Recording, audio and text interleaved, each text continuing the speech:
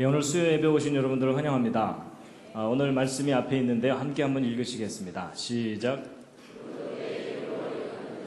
곧 내가 내 영광을 위하여 창조한 자를 오게 하라. 그들을 내가 지었고 만들었느니라. 나 여호와가 말하노라. 너희는 나의 증인, 나의 종으로 택함을 입었나니 이는 너희로 나를 알고 믿으며 내가 그인 줄 깨닫게 하려 함이라. 나의 전에 지음을 받은 신이 없었느니라. 나의 후에도 없으리라. 여기 말씀에 너희는 나의 증인 이렇게 되어 있는데, 증인은 증거를 가지고 있는 사람들을 증인이라고 합니다. 또는 증거를 알고 있는 사람들을 증인이라고 합니다. 이제 오늘 그 성경에 대한 또 다른 이제 증거를 이제 말씀드리려고 합니다. 먼저 옆에 있는 분들과 인사를 하시겠습니다. 반갑습니다. 잘 오셨습니다.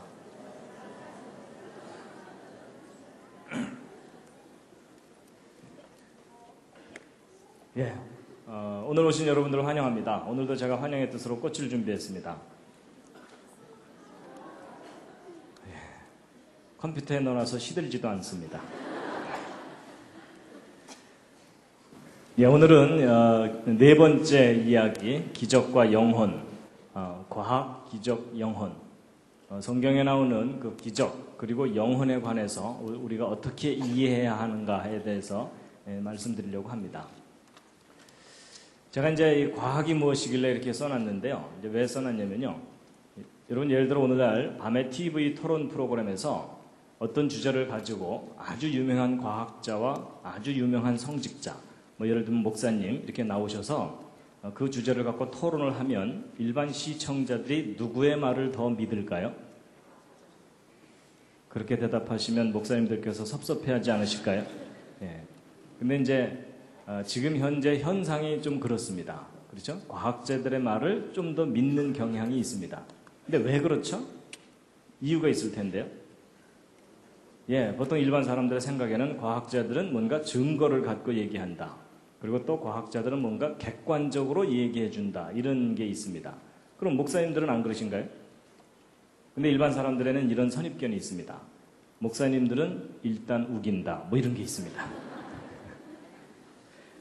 뭐 그렇다는 얘기가 아니라 사람들의 생각이 그렇다는 겁니다. 이제 무슨 얘기냐면 사실 목사님들은 결론이 항상 고정되어 있습니다. 하나님은 반드시 계셔야 되고 성경은 반드시 진리여야 됩니다. 그걸 부인하는 목사님이나 이런 분들은 안 계십니다. 그렇죠? 예, 그러니까 일반 시청자들이 생각하기에는 목사님들은 뭔가 객관적으로 얘기해 주기보다는 뭔가 주관적인 선입견을 갖고 얘기한다. 이런 생각이 있다는 겁니다. 반드시 그렇다는 얘기가 아닙니다. 일반 사람들의 경향이 그렇다는 겁니다. 그런데 그런 만큼 오늘날 과학자들의 영향력이 큰 시대가 됐습니다. 그래서 과학자들이 하는 말은 거의 무비판적으로 믿습니다. 최근의 사건 빼고는요. 예. 근데 이번에 그 황우석 교수님 그 사건이 어찌 보면 잘 터졌습니다. 왜냐하면 과학자들에 대한 무조건적인 신뢰가 별로 바람직한 게 아니구나라는 그런 교훈을 얻었기 때문에 오히려 잘된 것인지도 모릅니다. 어떤 편견을 깨트릴 수 있는. 근데 이제 오늘날 어쨌든 과학의 영향력이 아주 큰 시대이기 때문에 과학에 대해서 잘 모르면 과학자들이 하는 일을 무조건 믿어야 됩니다. 그렇죠? 그래서 이제 오늘 제가 이제 앞부분에서는 과학이 무엇인지에 대해서 생각을 좀 정리를 해드리고 그 다음에 이제 그런 정리된 과학에 대한 생각을 가지고 기적, 영혼에 대해서도 이제 설명을 드리려고 합니다. 여러분, 이것은 저의 미래의 모습이 아닙니다. 예. 여러분, 보통 그 진화론과 창조론 문제를 얘기할 때, 객관성을 갖고 엄밀하게 이야기하기가 쉽지가 않습니다. 그렇죠? 예. 그래서 이제 기독교인들은 무조건 창조가 옳아야 되고, 또 일반 사람들은 무조건 진화가 옳아야 되고, 이렇게 되죠? 그래서 이제 오늘 이 시간에는요, 여러분들이 믿음은 좀 내려놓으시고요, 어느 쪽이 더 옳으냐 하는 걸 좀 이야기하려고 합니다. 근데 일반 사람들이 어느 것이 더 옳으냐라는 걸 얘기할 때 따지는 게 뭐냐면 과학적인 합리성을 따집니다. 그래서 이제 어느 쪽이 이제 더 과학적이냐 하는 건데요. 제가 이제 대학에서 이 창조 진화 이런 문제에 대해서 이제 교양 강의를 하고 있는데 한 학기 끝나고 나서 채점할 때 약간 착잡한 마음이 드는 게 뭐냐면 기독교인 학생들이 오히려 논리가 부족합니다. 믿지 않는 학생들이 오히려 논리 정연하게 뭔가를 막 얘기하려고 애를 쓰고 있고, 기독교인 학생들 답안지를 채점하다 보면 대략 요점이 이겁니다. 지는 잘 모르지만 믿어요. 뭐 이겁니다. 그래서 어떤 합리적인 이 답안지를 쓰기보다는 일단 믿는다는 것에 초점을 맞춰서 막 믿음을 드러내는 그런 답안지를 쓰는데, 제가 그런 답안지에는 점수를 안 줍니다. 예. 그러니까 믿는 것도 중요하지만 그 믿음에 대한 타당한 변증이 있어야 되거든요. 근데 이제 그게 기독교인들에게 약합니다. 그게 이제 왜 그러냐면 오랫동안 기독교가 묻지마 신앙을 강조했기 때문에, 예, 따지고 믿으면 믿음이 아니다 이런 교육을 받았기 때문에 그런 경향이 있습니다. 자, 여러분 그 과학이라는 기준을 가지고 교과서의 진화론과 성경의 창조론 이렇게 따지면은 어느 쪽으로 기울 거라고 보통 사람들이 생각하냐면 진화론 쪽으로 기울 거라고 생각합니다. 이쪽이 더 과학적이라고. 심지어 그 기독교인들조차도 성경이 더 과학적이다 이렇게 생각하는 사람 별로 없습니다. 그런데 이제 지금 현재 문제가 뭐냐면요, 교육계든 과학계든 교과서의 진화론만 인정하는 분위기입니다. 그렇죠? 이런 와중에 뭐 성경의 창조가 더 과학적이다 이렇게 주장하는 과학자는 사이비 과학자 취급을 받습니다. 그렇죠? 근데 여러분들은 지금 안타깝게도 지금 몇 주째 계속 누구한테 강의를 들으시는 겁니까? 소위 그 사이비 과학자에게 강의를 들으시는 겁니다. 그러니까 여러분 정신 바짝 차리셔야 됩니다. 여러분 제가 비교적 말을 잘하죠? 그리고 여러분은 거의 혼수 상태죠? 그냥 제가 여러분들을 얼마든지 속일 수가 있습니다. 그래서 여러분 정신 바짝 차리고 제 얘기를 들으셔야 됩니다.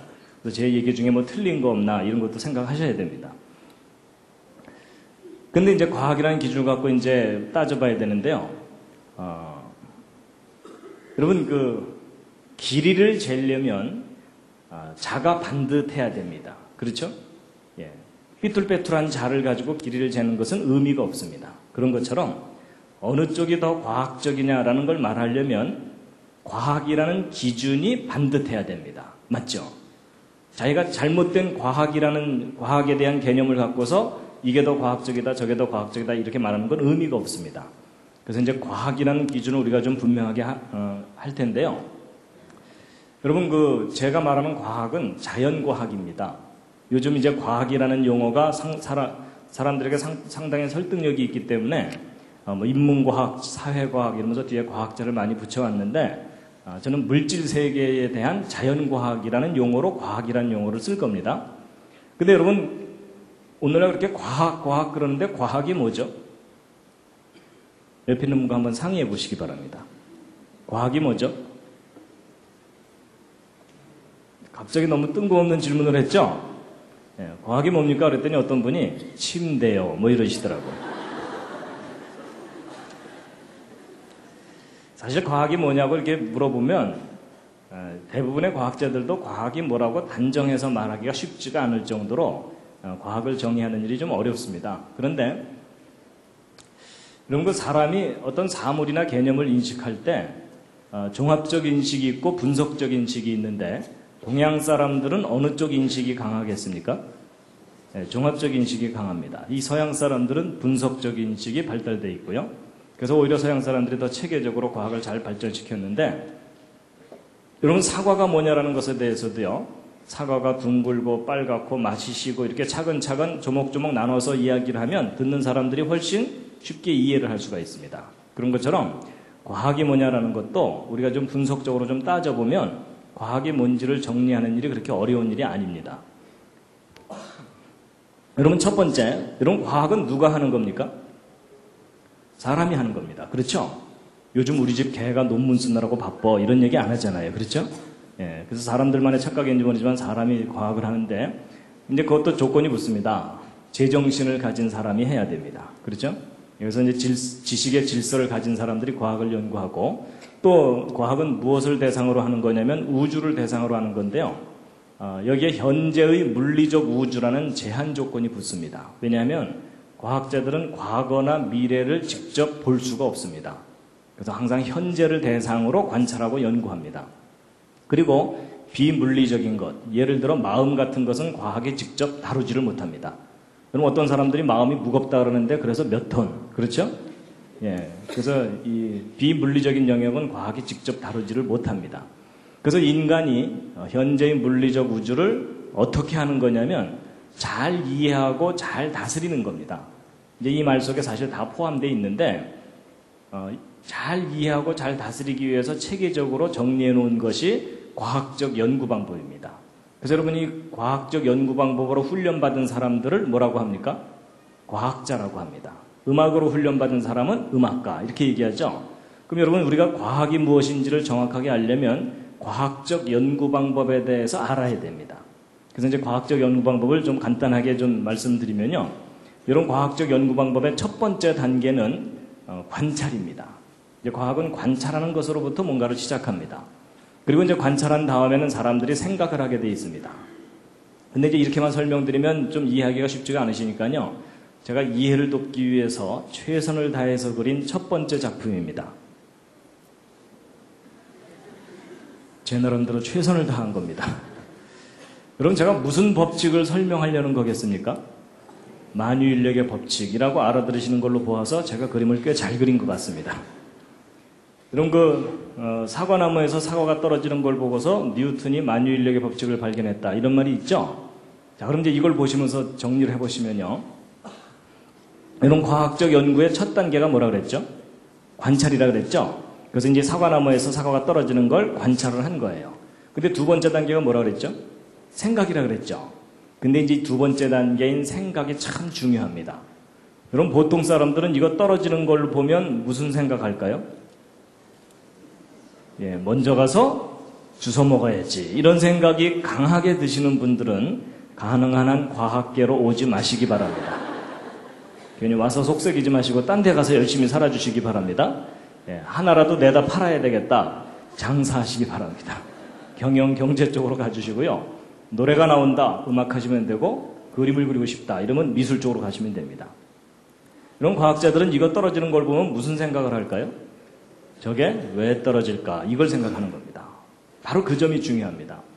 왜 그럴까? 하는 건데요.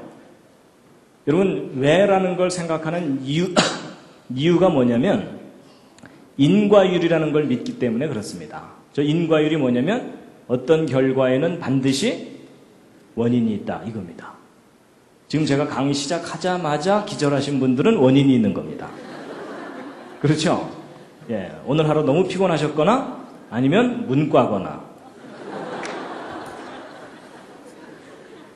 그래서 여러분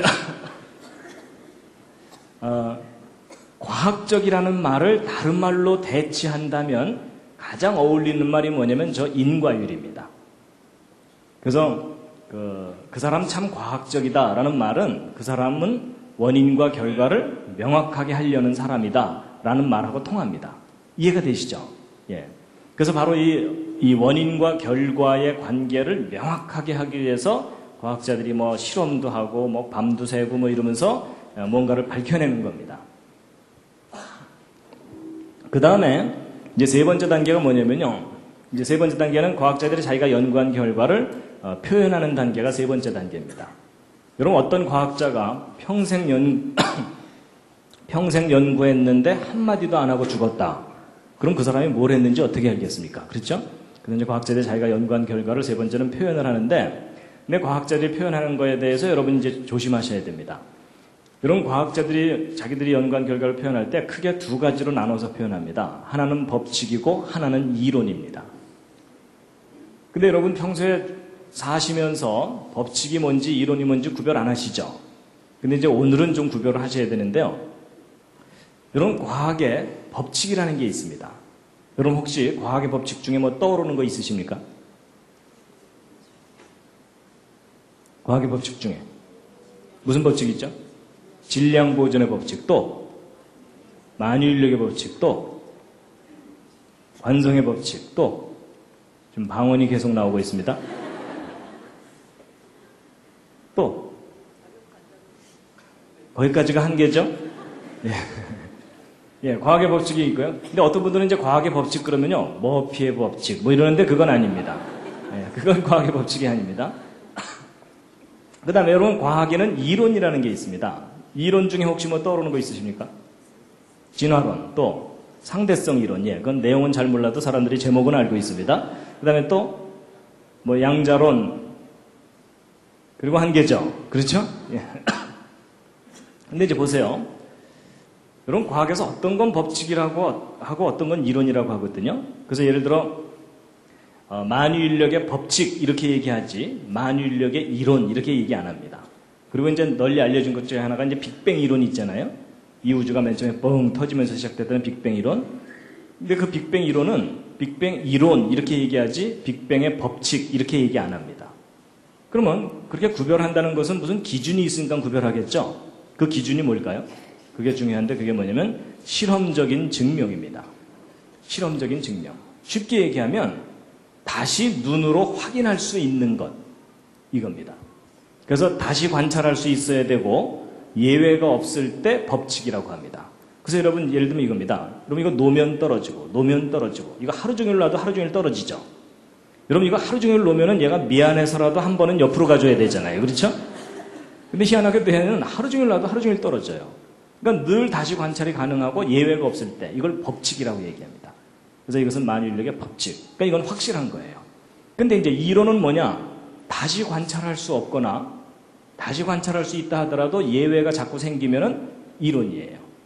그럴듯하긴 하지만 이제 문제가 있는 경우거든요. 그래서 여러분 그 빅뱅 이론이 왜 이론이냐면 여러분 그 이론의 제일 약점이 뭐냐면요.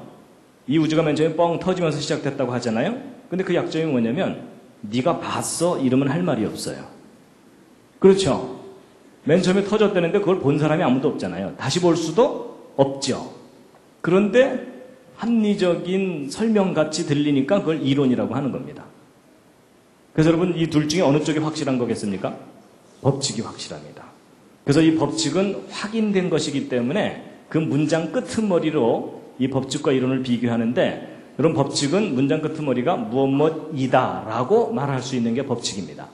근데 이론은 이다라고 표현할 수가 없고 어떻게 해야 되겠어요? 무엇일 것이다 이렇게 표현해야 됩니다. 여러분 이 두 개를 구별 잘 하셔야 됩니다. 보통 사람들이 저거 구별 잘 할까요? 못할까요? 저거 못합니다. 훈련받지 않으면 저거 못합니다. 그래서 여러분 저거 두 개 구별 못하는 바람에 지금 현재 여러분과 제가 지금 심히 고생하고 있는 거 아십니까? 여러분 그게 무슨 얘기냐면요. 여러분 에덴 동산에서 선악과 있죠.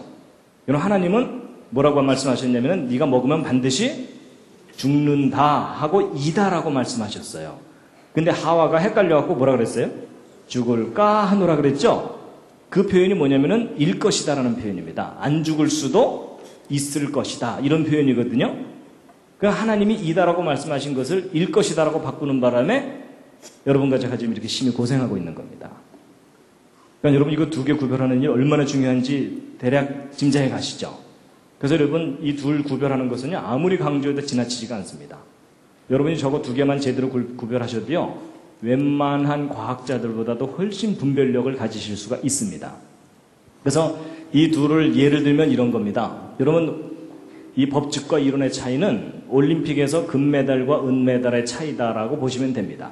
그래서 과학의 법칙은 금메달이고 과학의 이론은 은메달입니다. 그래서 예를 들어 여러분 A라는 국가와 B라는 국가가 메달 경쟁을 한다 그럴 때 A라는 국가 부자 나라예요. 선수단 수백 명을 전세 비행기에 태워서 호화판으로 보냈어요. 그런데 똘똘한 놈이 한 놈도 없는 바람에 금메달은 하나도 못 따고 은메달만 100개를 땄어요. B라는 국가 너무너무 가난한 나라예요. 맨발의 청춘 하나 딸랑 화물선에 태워서 보냈는데 그 청춘이 마지막 날 마라톤에서 죽어라고 뛰어갖고 1등을 했어요. 그래서 금메달을 이제 목에 걸었어요. 금메달은 당연히 없겠죠. 근데 여러분 이 두 나라 중에 어느 나라가 메달 경쟁에서 앞섭니까? B인 거 아시죠? 바로 그거예요. 여러분 은메달이 아무리 많아도 금메달 하나만 못하다. 이게 원칙이잖아요. 그렇죠? 근데 그게 과학에서 법칙과 이론의 차이라고 보시면 돼요. 이 이론이 필요가 없다는 얘기가 아니고 어떤 이론이 아무리 멋있고 그럴듯하고 수만 명이 그 이론을 믿어도 기존에 확인된 법칙에 어긋나면 그 이론은 과감하게 버려야 돼요. 아니면 처음부터 다시 한번 검토해 보든지. 그래서 여러분, 법칙에 근거해서 이론을 평가하는 것이 옳은 방법이지, 이론에 근거해서 법칙이 틀렸네 어쩌네 이러는 사람을 만나면 어떻게 해줘야 됩니까? 잘 돌봐줘야 됩니다. 여러분, 이거 생각하면 굉장히 쉬운 얘기인데, 근데 의외로 나름대로 열심히 공부했다고 하는 과학자들도 저 둘을 헷갈립니다. 그래서 여러분, 저 법칙이 우선이고 이론이 그 다음이다. 이거를 여러분이 명심을 하셔야 됩니다. 예. 그 다음에 이제 네 번째가 이제 뭐냐면요, 이런 법칙과 이론을 응용하는 단계인데, 그런 걸 응용해서 이제 이런 것들을 만들어내는 겁니다. 근데 여러분, 일반 사람들은요, 법칙이 뭔지 이론이 뭔지 아무 관심 없어요. 그렇죠? 예, 휴대폰이나 빨리 새로 만들어내라 뭐 이러면서 이제 살고 있는 겁니다. 자, 그래서 여러분, 제가 지금까지 과학이 뭔지를 좀 정리를 해드렸는데 정리가 좀 되셨습니까? 아니, 이해는 했는데 정리가 안 된다는 게 특징입니다. 그럼 과학이 뭐죠? 옆에 있는 분과 한번 서로 얘기해 보시죠. 과학이 뭐래요? 예, 그럴 때는요, 제정신을 가진 인간이 현재의 물리적 우주를 잘 이해하고 다스리는 건데, 그걸 잘 이해하고 다스리려면 과학적 연구 방법이 필요하다. 과학적 연구 방법은 4단계가 있는데 그 중에 첫 단계가 어쩌고 저쩌고 이렇게 되면 됩니다. 자, 이제 이해가 되셨죠? 예. 근데 이제 기왕 이제 과학을 정리를 하니까 한두 가지만 말씀드리고 이제 그 다음 얘기를 할 텐데요. 여러분, 과학 연구를 왜 하냐면요, 가장 고상한 대답은 진리 탐구를 하자고 하는 겁니다. 좀 더 보편적인 대답은 행복하자고 하는 거죠. 근데 예전에는 인간만 행복하면 된다고 생각하다가 환경과 생명체가 다 중요하다, 이런 공존의 논리가 지금 생겼습니다. 근데 여기서 이제 중요한 게 뭐냐면요, 여러분, 과학을 연구하면 편리함이 얻어집니까? 평안함이 얻어집니까? 편리함이 얻어지죠. 근데 여러분, 행복하려면 편리함이 필요합니까? 평안함이 필요합니까? 둘 다 필요합니다. 여러분, 집이 머신 분 오늘 이 수요 예배 오시느라고 집에서부터 걸어왔다. 행복하시겠어요? 그래서 여러분, 우리 하도 고상하다 보면은 평안함만 중요하고 편리함이 중요하지 않다고 생각할 수도 있는데 아닙니다. 둘 다 중요합니다. 그렇죠? 근데 문제는 오늘날 사람들이요, 편리함을 얻기 위해서는 과학을 발전시켜야 된다는 건 너무나 잘 알아요. 맞죠? 근데 이 평안함을 얻기 위해서는 어떻게 해야 되는지를 잊어먹어 버렸어요. 그렇죠? 예.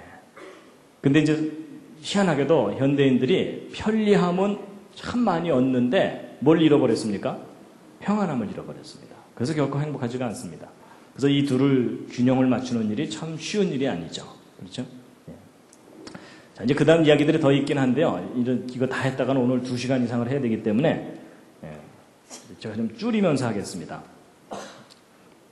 여러분, 이것도 이제 중요한 부분인데, 제가 기침이 조금 아직 안 나서 가끔 이렇게 울컥울컥 하더라도 좀 양해해 주시면 감사하겠습니다. 여러분, 우리가 이제 구별해야 되는 게 뭐냐면요, 과학과 과학주의를 구별하셔야 됩니다. 여러분, 제가 보통 이렇게 성경을 과학적으로 이렇게 설명하고 이렇게 증거를 하고 다니다 보면요, 가끔 아주 보수적인 입장을 가진 목사님이나 장로님들이 성경 무조건 믿으면 됐지 뭘 따지고 믿으려고 그러느냐, 이런 얘기를 하시는 경우가 있거든요. 근데 여러분, 그건 오해입니다. 여러분, 한번 생각해 보세요. 여러분, 이 우주 만물을 창조하신 분이 하나님이시죠. 그럼 하나님께서 이 우주의 법칙과 질서를 부여하셨죠? 근데 과학은 무엇을 하는 거냐면 이 우주의 법칙과 질서를 발견해내고 이해하는 겁니다. 그렇다면 여러분, 과학을 연구하면 당연히 어떤 결론이 나오게 돼 있냐면 하나님이 계시다는 것과 이 세상이 창조되었다는 것, 그리고 성경이 진리라는 것이 반드시 드러나게 돼 있습니다. 근데 문제는 과학이 잘못된 게 아니라 잘못된 과학주의가 잘못된 겁니다. 그래서요, 과학은요, 하나님이 창조하신 여러 가지 영역 중에 하나입니다. 이런 많은 영역 중에 하나입니다. 여기에 지금 자기 전공이 없다 그래서 너무 섭섭해하지 마시기 바랍니다. 칸이 모자라서 몇 개만 쓴 겁니다. 그래서 여러분, 우리가 버려야 되는 건 과학주의를 버려야 되지 과학을 버리면 안 됩니다. 여러분, 오늘날 기독교가 과학을 무시하면서 왔기 때문에 오히려 큰 손해를 받습니다. 학교에서 진화론을 과학인 것처럼 가르치는 것에 대해서 교회가 지금 아무 말도 못하고 있습니다. 니네들이 뭘 아냐 이러면은 별로 할 말이 없어요. 그렇죠? 예. 그래서 그럼 과학이라는 엔진을 떼어놓고서 신앙을 가져서는 안 됩니다. 신앙의 기초가 과학이어야 될지도 모릅니다. 자, 이제 제가 좀 지루하지만 앞부분에 이렇게 쭉 그 과학에 대해서 정리를 했는데요. 별로 어렵진 않으셨죠? 예, 들을만 하셨죠? 예. 그래도 표정은 오늘은 되게 딱딱하네 이러시는. 잠시 기지개 한번 켜시겠습니다.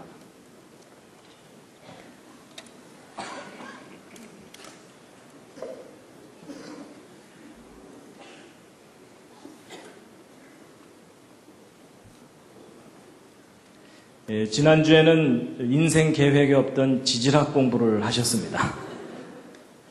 예, 근데 이제 오늘은 또 뭐 과학이 뭐 이거 궁저렇군 지금 얘기를 해서 좀 딱딱하다고 느끼실지도 모르는데요. 이제 제가 이제 좀 이따 기적, 영혼 이런 걸 얘기하려면 과학을 정리를 해야만 그게 설명이 가능합니다.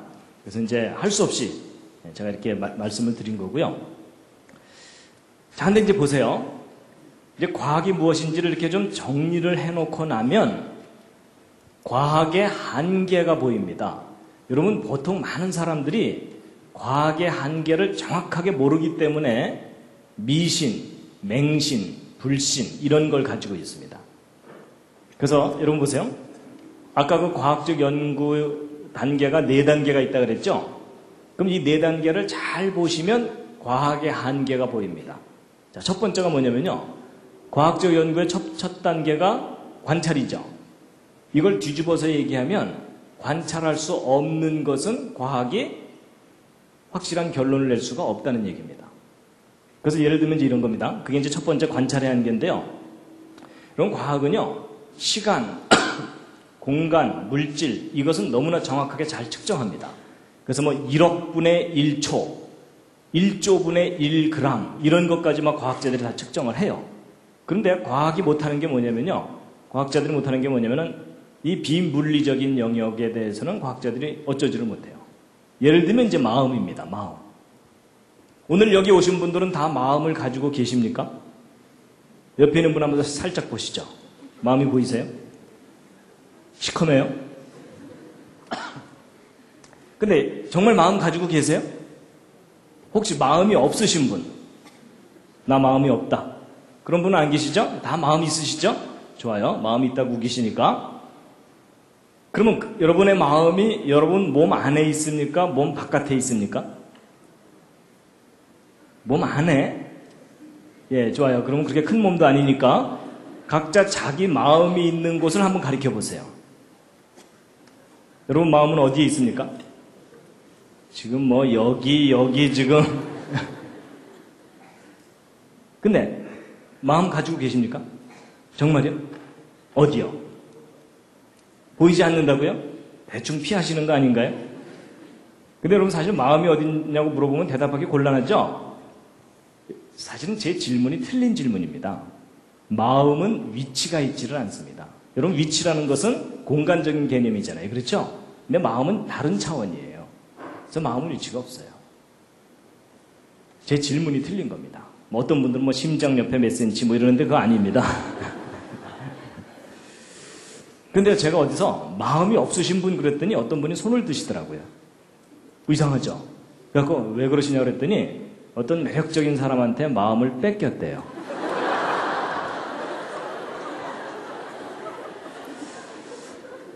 그래서 저도 뭐 할 말이 없어갖고 조만간 도로 찾으시죠. 뭐 이러고 이제 그러고 말았는데요. 그러니까 여러분 잘 뭐 그런 경우 빼고 마음은 다 있다고 믿잖아요. 그렇죠? 근데 있지만 눈으로 안 보이죠? 여러분 그 점이 참 중요합니다. 존재하지만 눈에 안 보이는 대상이 있다는 얘기입니다. 근데 그런 걸 모르면 과학주의에 빠지는 거예요. 예를 들면 그게 이거예요. 사람들한테 하나님 믿으십시오. 그러면 사람들의 1차적인 반응이 뭐예요? 보여줘봐, 믿게, 뭐 이러죠. 여러분 보여줘봐, 믿게 라고 말하는 그 말에 어떤 생각이 들어있는 거예요? 과학주의적인 생각이 들어있는 거예요. 눈으로 볼 수 있는 것만 존재한다고 믿겠다라는 입장이잖아요. 그렇죠? 여러분, 그런 걸 과학주의라고 얘기해요. 근데 그 과학주의는 결코 틀린 생각이에요. 맞죠? 그럼 그 사람은 마음도 봐야 믿겠네요. 그렇죠? 그럼 그 사람, 내가 너를 사랑한다니까 이러면은 보여줘봐, 뭐 이럴 거 아니에요. 그렇죠? 그래서 여러분, 이 과학은 관찰할 수 있는 범위 내에서만 무언가를 한다는 걸 모르면 뭐든지 다 관찰해야 된다고 생각하는 그런 걸 과학주의라고 얘기하는 겁니다. 이해가 되시죠? 예. 그러니까 그런 분들을 만나면 어떻게 해야 돼요? 잘 돌봐드려야 됩니다. 예. 과학의 한계를 모르는 사람이거든요. 그 다음에 이제 그래서 마음은 심리학이라는 영역에서 따로 다루고요. 물론 이제 과학이 좀 도움을 주기는 합니다. 그 다음에 이제 정신이라든지 영혼 이런 것도 있습니다. 여러분, 영혼. 영혼은 이제 좀 이따 제가 말씀드릴 거고요. 그 다음에 이제 과학의 또 다른 한계가 뭐냐면요. 여러분, 증명한 것만 이다라고 할 수 있다는 얘기죠. 그럼 증명할 수 없는 건 단정할 수 없다는 거예요. 그래서 여러분, 증명이라는 게 뭐냐면 다시 관찰할 수 있는 거잖아요. 다시 관찰할 수 없는 것은, 달리 얘기하면 한 번밖에 일어나지 않는 사건들은 과학이 단정을 못해요. 증명을 못한다는 얘기입니다. 그래서 예를 들면 그게 뭐냐면요. 역사입니다. 역사.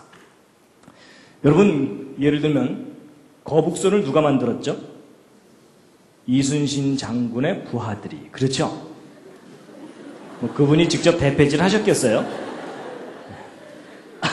그렇지만 이제 우리는 대표성을 갖고 이순신 장군이 거북선을 만들었다. 이렇게 이제 알고 있죠? 근데 여러분 보세요. 여러분, 이순신 장군이 거북선을 만들었다는 걸 여러분이 어떻게 그렇게 확신을 하세요? 직접 보셨어요? 안 봤죠?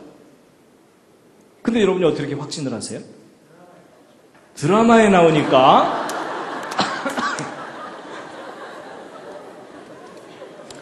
옆에 있는 분이 잘 돌봐드리시기 바랍니다.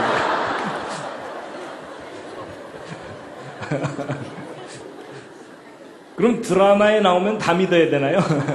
이제 그건 아닌데, 여러분, 이순신 장군이 거북선을 만들었다는 건요, 여러분이 기록을 믿는 겁니다. 역사의 기록을 믿는 거지 사실을 확인하는 게 아니에요. 맞죠? 그래서 여러분, 역사는 믿음의 대상입니다. 믿음의 대상. 사실 확인의 영역이 아니에요. 역사는 되풀이되지가 않거든요. 그렇죠? 그래서 여러분, 이순신 장군이 거북선을 만들었다는 것은 여러분의 믿음이지 확인할 수 있는 게 아니에요. 맞죠? 그런데 이제 한국에 살면서 이순신 장군이 거북선 안 만들었을 걸 이러고 돌아다니면 돌 맞습니다. 그런데 여러분 혹시 이런 거 아세요? 여러분 예전에 우리나라 역사 삼국시대 배울 때 막 고구려 백제 신라가 한반도하고 만주 땅에 걸쳐서 있었다 이렇게 배우셨죠? 그렇죠? 근데 여러분, 얼마 전부터 역사학자들 중에 저것은 일제시대 때 왜곡되고 축소된 잘못된 역사다. 우리의 진짜 삼국시대는 저런 것이 아니었다. 아마도 이런 모습이었다라는 겁니다. 심히 마음에 드시죠?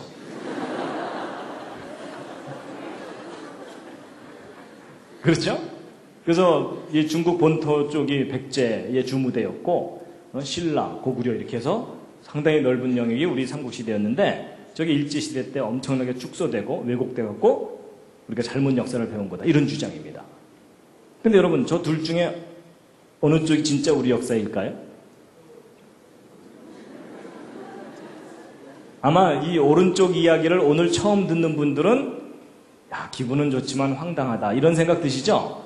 근데 여러분, 이 오른쪽을 주장하는 사람들이 구체적인 근거들을 제시하거든요. 인터넷에도 요즘 볼 수 있어요. 근데 그런 걸 이렇게 하나 둘 읽다 보면요, 저 오른쪽 주장이 더 그럴듯해 보여요. 그럼 여러분, 저 둘 중에 어느 쪽이 진짜 우리 역사예요? 예, 여러분의 심정으로는 오른쪽입니다. 그렇죠? 근데 여러분의 지식으로는 왼쪽이죠?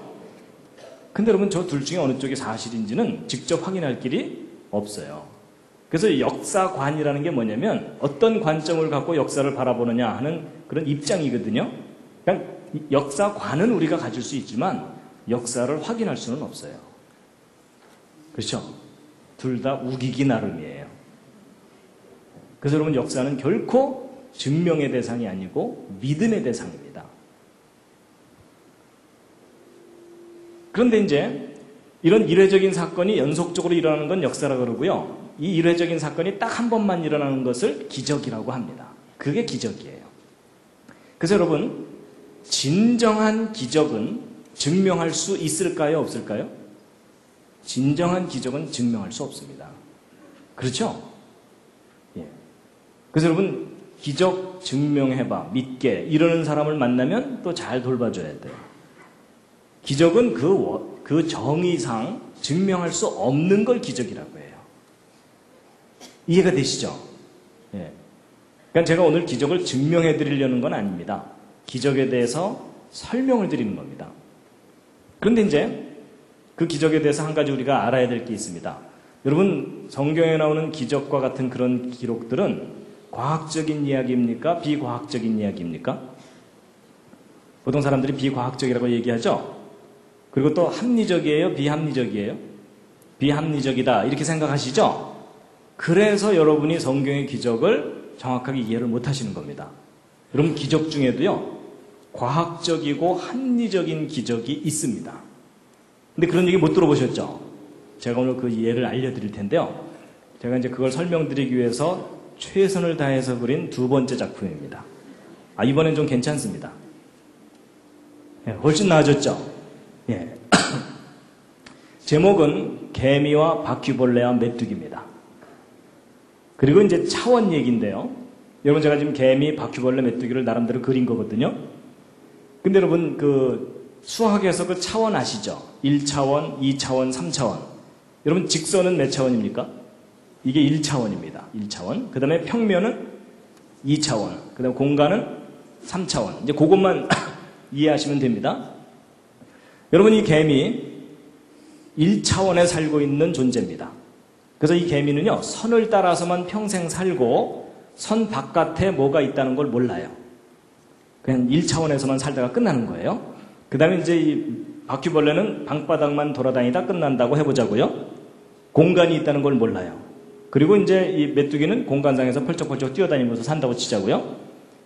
자, 이 개미, 무신론 개미입니다. 신은 없다. 그러면서 교회 다니는 다른 개미들을 핍박하면서 야, 이 비과학적인 존재들아 이러면서 증명할 수 있는 것만 믿고 이런 개미예요. 근데 이 개미가 나름대로 이제 소신을 갖고 잘 살고 있었는데 어느 날 뜻하지 않은 사건이 일어났습니다. 바퀴벌레 한 마리가 자기 앞을 쓱 지나간 거예요. 개미가 놀랬겠습니까? 안 놀랬겠습니까? 놀랬죠. 그렇죠? 왜냐하면 어떤 존재가 자기 차원으로 싹 들어왔다가 사라졌잖아요. 그렇죠? 놀래긴 했지만 이 개미가 워낙 이성이 강했기 때문에 내가 어저께 잠을 잘못 자서 헛걸봤는가 보다 이러면서 그냥 지나가 버렸어요. 근데 이 바퀴벌레가 한 번만 지나갔으면 문제가 없었는데 며칠 후에 또 한 번 지나갔어요. 개미가 이번에 진짜 놀랬겠어요? 안 놀랬겠어요? 이번엔 진짜 놀랬어요. 왜냐하면 자기가 한 번 본 게 아니라 두 번이나 봤잖아요. 그러니까 지난번 본 게 잘못 본 게 아니에요. 그래서 이제 이 개미가 가만 생각해 봤더니 자기가 지금 뭘 본 거냐면 기적을 본 거예요. 왜냐하면 여러분, 이 개미는요, A 지점에 존재하다가 B 지점으로 이동하려면 이 중간을 지나가야만 되죠. 근데 어떤 제3의 존재가 A 지점에 나타났다가 중간에서는 전혀 관찰되지 않다가 B 지점에서 다시 나타났죠. 개미한테는 이게 가능해요? 불가능해요?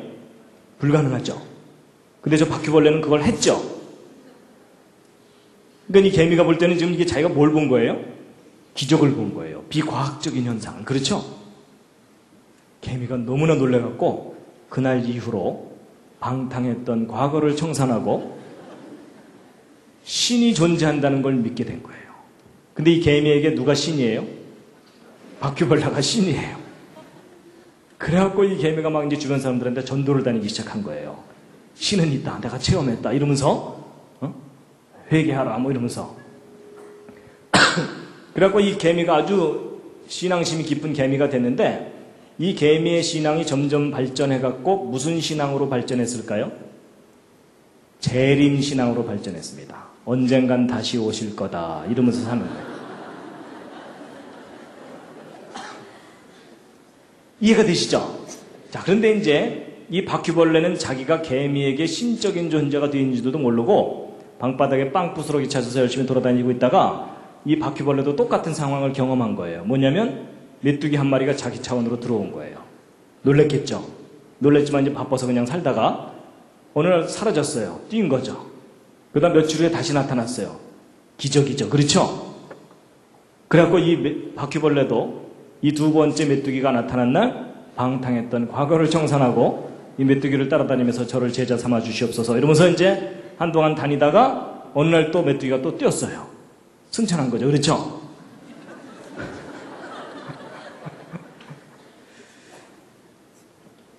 그래갖고 이 바퀴벌레도 점점점 신앙이 발전해서 무슨 신앙으로 발전했겠어요?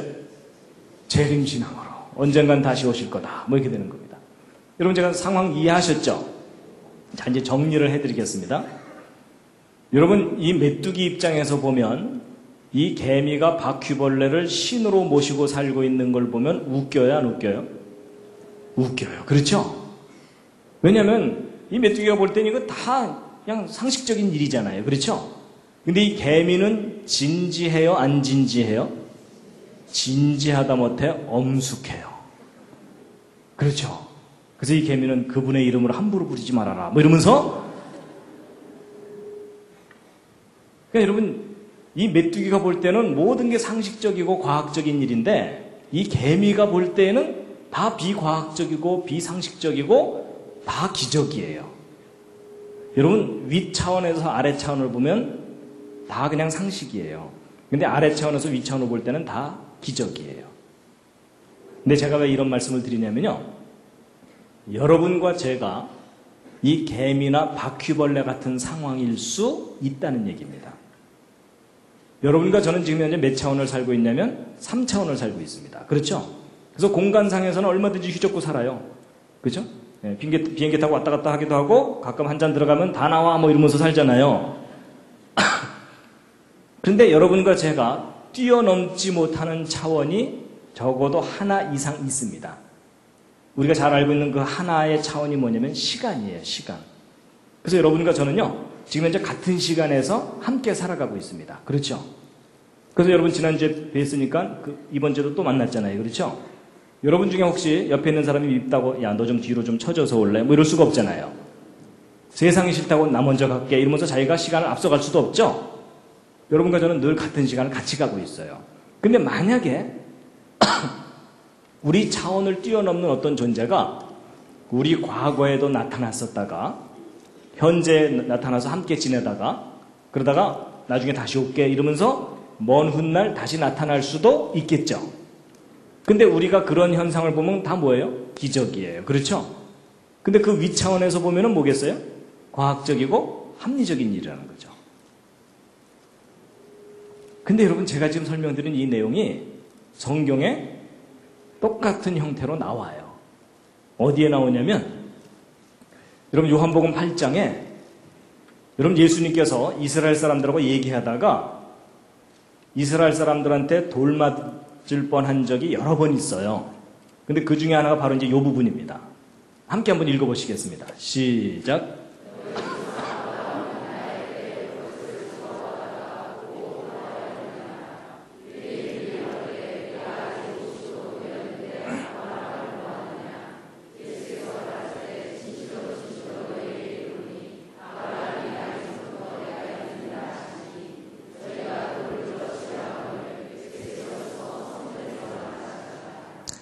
여러분 보세요. 예수님이 2000년 전에 이 땅에 오셨을 때에 이스라엘 사람들하고 얘기하다가 무슨 얘기를 했냐면 야 니네들 조상 아브라함이 태어나기 전부터 내가 이미 있었다 이 얘기를 한 거예요. 그때는 이스라엘 사람들이 막 화가 머리끝까지 치밀어 갖고 돌을 들어서 예수를 쳐 죽이려고 했거든요.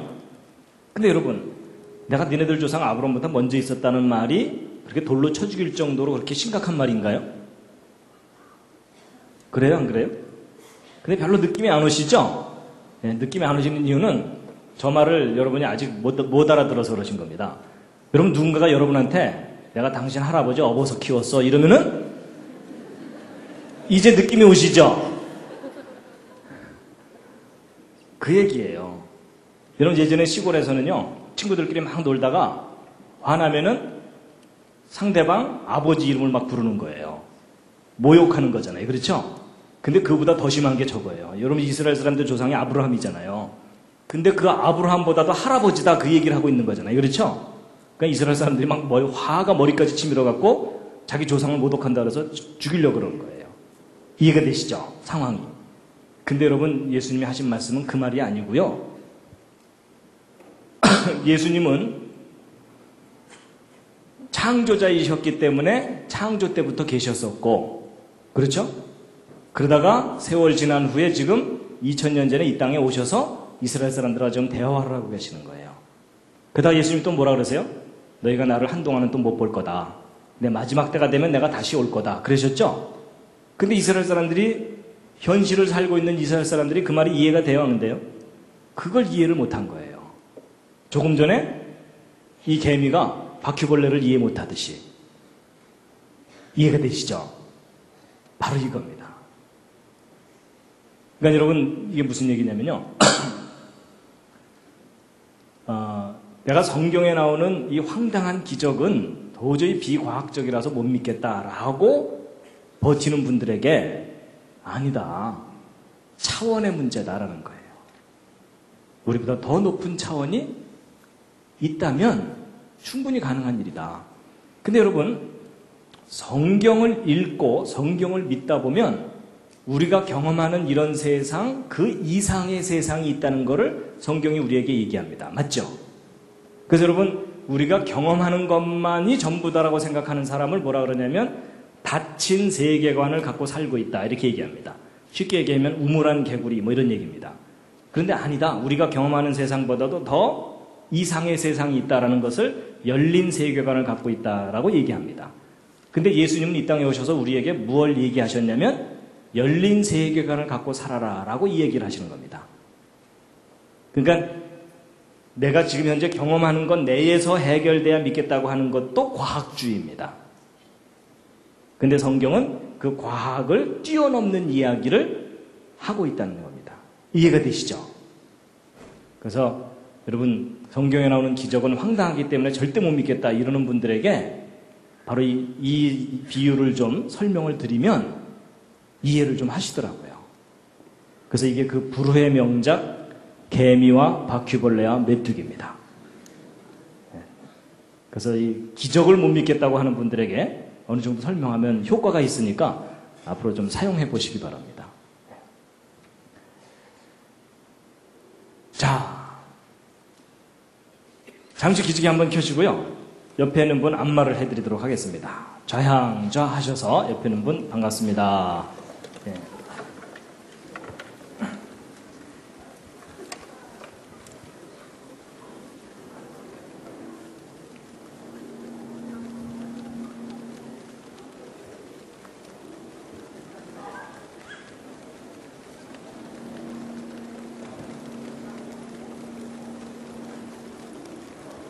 예, 반대로도요.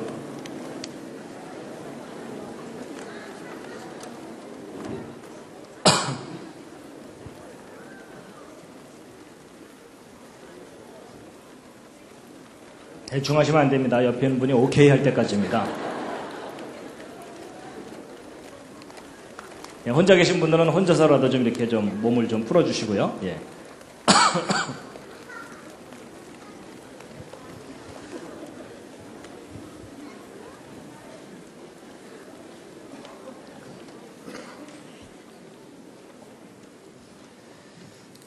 자, 이제 그 뒤에 좀 더 얘기가 있었는데 시간 관계상 좀 줄였고요. 이제 요점만 오늘 말씀드립니다. 여러분, 예수님의 기적. 이제 이걸 어떻게 합리적으로 이해할 수 있겠느냐 하는 건데요. 여러분, 예수님이 무리를 걸어가시고 물로 포도주를 만드시고 이런 거 믿으십니까?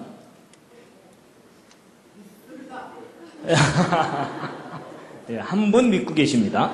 예, 나머지 분들은 얘기 들어보고 그럴듯하면 믿고 뭐 이러신 것 같은데요. 사실 그 지성인이 예수님의 기적을 믿는 일이 쉽습니까? 어렵습니까? 어렵죠. 그렇죠? 예.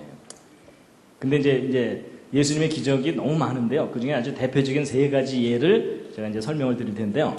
여러분, 예수님의 첫 번째 기적이 바로 뭐냐면 갈릴리 가나 지방에서 결혼식이 있었는데 결혼식 중간에 포도주가 떨어진 거예요. 그러니까 흥이 깨지니까 예수님이 짠 하고 나서셔서 물로 포도주를 만들어 주신 사건입니다. 아시죠? 예. 그래서 이제 뭐 이건 내용을 아시니까 제가 이제 결과만 말씀드릴 텐데요.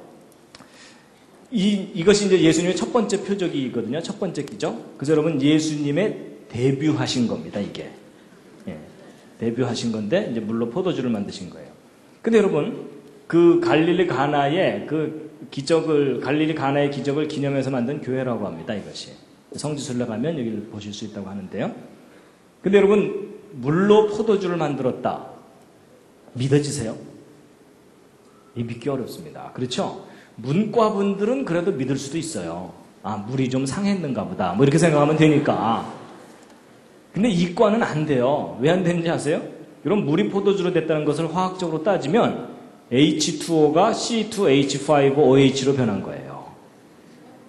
없던 탄소 생겼죠. 수소 숫자 안 맞죠. 엉망이에요. 그렇죠? 여러분 이건 과학적으로 따지면 뭐에 어긋나요? 화학 반응의 법칙이 어긋나요. 그렇죠? 여러분 이론도 아니고 법칙이 어긋나는 거예요. 여러분 아까 법칙은 반드시 똑같은 결과가 나타나는 걸 법칙이라고 그랬잖아요. 그렇죠? 법칙이 어긋나는 거예요. 저걸 어떻게 믿냐고요. 근데 교회 다니면 저거 믿어야 돼, 안 믿어야 돼요? 믿어야 되니까 이게 이제 문제예요. 그렇죠? 예.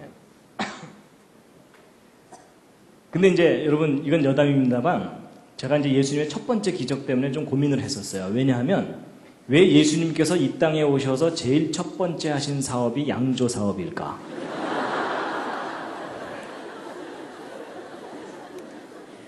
그게 좀 이상하더라고요. 저는 어렸을 때 교회 다니면 술 마시면 안 된다 이런 얘기를 하도 들어가지고 안 되는 줄 알았는데 놀랍게도 제가 믿는 예수님이 제일 첫 번째 하신 사업이 오히려 술을 만드신 거예요. 그것도 이미 잔치에 흥이 나가지고서 막 한참 취해 있는 사람들에게 술이 딱 떨어졌으면 기도하고 헤어집시다 이래야 되는데 오히려 더 좋은 술을 만들어 주신 거예요. 맞죠? 여러분 지구상에 있었던 제일 좋은 술이 뭐였겠어요? 이때 예수님이 만드신 이 술이 제일 좋은 술이었어요. 맞죠? 그럼 그날 밤 이 사람들 어떻게 됐겠습니까? 잔뜩 취했겠죠. 왜냐면 세상에서 제일 좋은 술을 마셨으니까. 물론 이제 그 다음날 일어날 때 뒷골이 땡기거나 이러진 않았을 거예요. 그렇죠? 워낙 좋은 술이었기 때문에.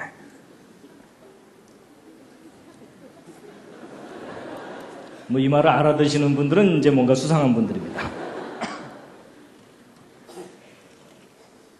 근데 또 그렇다고 해서요, 또 오늘 밤 335 모여갖고 자 마셔 주님 하신 사업인데 도와드려야지 뭐 이러면서 이러시면 곤란합니다. 예, 여러분 그 심오한 뜻을 헤아리기 전까지는 경솔하게 행동하시면 안 됩니다. 예, 하여튼 그렇고요. 그 다음에 이제 예수님의 또 다른 기적이 뭐냐면요, 이 기적은 너무 유명해요. 사복음서에 다 나와 있어요. 뭐죠? 예, 오병이어의 기적인데요. 예수님을 따라다니는 팬들이 많아갖고 어느 날 팬 관리 차원에서 그냥 배불리 먹여주신 거예요.